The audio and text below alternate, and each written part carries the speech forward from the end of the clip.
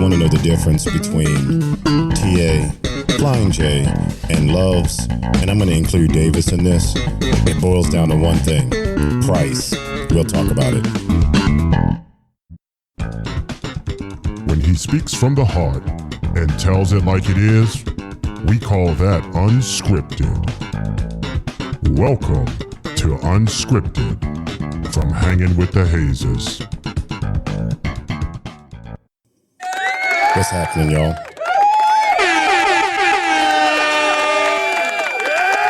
Yeah. Got a pocket full of funky with a peppermint twist. Now, y'all know I like it funky, so I'm going to lay this groove on the bottom while we talk about the difference between Loves, Flying J, and Pilot. Now, I'm going to be straight with you. Pilot is the largest and biggest chain of truck stops in the United States. Then you got Loves coming behind it at about 600 locations in 41 states.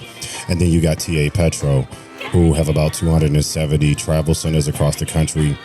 And now all of them got some unique restaurant stuff going on. Country Pride being one at the TAs. You got Subway in most of them. Some of them have Fuddruckers if they're still around. And other various restaurants, Burger King, McDonald's, things like that. So all of them still have those type of amenities. Here is the bigger deal between all of them. It's going to come down to price. Pilot, Flying J being the most expensive, especially for RVers. Next behind that, I'm going to say is Loves, and then TA Petro, which we'll break down and get into some specifics. So let me groove out for a few minutes, and then I'll be right with you. Sanitation disease. Wind, tornado, revantical, big sneeze. Ships, planets, justice, cannons, cables, and trees. Doctor's office, penguin shilling. So I'm going to be straight with you. Pilot, Flying J is expensive. They say because of the high demand from truck drivers. Now, they do strategically locate their stations, and a lot of times they are dual stations. So on one side of the road, you'll have a Flying J, and then the other side, you'll have a Pilot. Now, they do have a significant cost to maintaining those travel centers, and they tend to be on the larger of the sides. Now, here is where the bull comes in, because they talk about higher quality diesel standards. Like, yeah, okay. And then they claim that their taxes are higher in certain regions, but why should I be paying California's higher tax? Like, no offense, but let these trucker companies cover that cost. That's not my responsibility on the East Coast. And they cater to a specific market with high fuel needs. So the only way that you can get a bargain with Pilot, Flying J is if you actually have the trucker fuel card, because even the 9 cents max that you get off with a Good Sam discount, it doesn't compare to what Open Roads or Mudflap will give you, like if you use TA or Loves or somebody else. So, you know, Flying J really is the last place you want to pull an RV in. Now, here's the thing. In my last Unscripted, we talked about primarily diesel coaches. If you got a gas unit, this is kind of the only place that you have that you can get a dedicated RV line that has petroleum, like regular 87 octane petroleum. So in this case, you might be okay. And the 6 or 7 cents that you might get off for using Good Sam is worth the time, energy, and money to do that. Have I pulled into a Flying J before? Yeah. Do I do it a lot? No. Why do I pull in? Well, propane. That's really it. Now, if I got like a 3/4 tank of fuel and I just want to top off because I just want to run a little bit, I might drop a few drops in from the RV line, but primarily I'm going to fill up my car. I'm going to grab some propane, and then I'm going to keep it moving.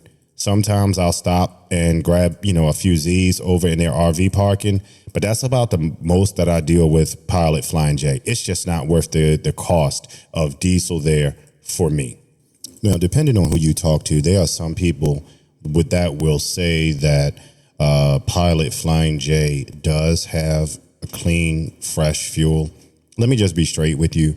99.9% of the diesel fuel stations have clean, fresh fuel. I think that's a crock. I think that they've just been brainwashed into believing that concept. Let me just say this. TA, though they don't necessarily cater to RVers, the truck stops are clean. Most of their diesel fuel is fresh. They're going to get a truck every single day. The other thing I like about TA is they tend to treat RVers like truckers in the sense that you're able to use some of the amenities. Like a lot of times I'll go in, and if they know that you're filling up with 50 or 60 gallons of diesel fuel, I'll get like a 25-ounce cup of coffee, and they'll be like, go ahead, it's on us. Stuff like that. Stuff that they do to truckers, they usually give those amenities to us. They have always been courteous and nice. When I have the family with me, they treat them just like they would anybody else. They make sure that they are comfortable. If the bathroom isn't right, they get it right. So I tend to lean toward TA, for that reason. Now, one of the things that I have learned to do is trust my mud flap and go to some of the independent stations. Davis, there was a independent station in Woodbine, Georgia. I cannot, for the life of me, remember what the name of it is. I'm trying to figure out if I can find it now. Woodbine Travel Center. That's what it is. It is at 1981 Georgia Spur number 25. It's literally a quarter mile off the highway. I pull in there like to look at it. It's a little sketch. But when I tell you, they were super nice.